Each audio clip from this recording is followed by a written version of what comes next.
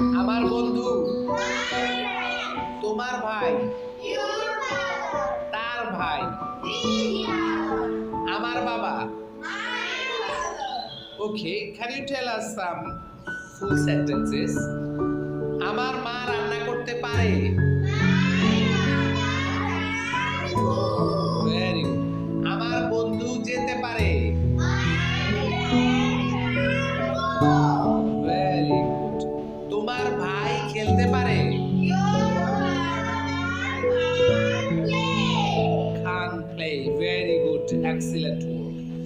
তার ভাই তাকাতে পারে।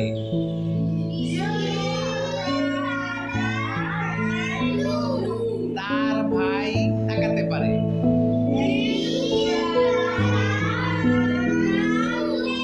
Very good. আমার মা পরিষ্কার করতে পারে। Very good.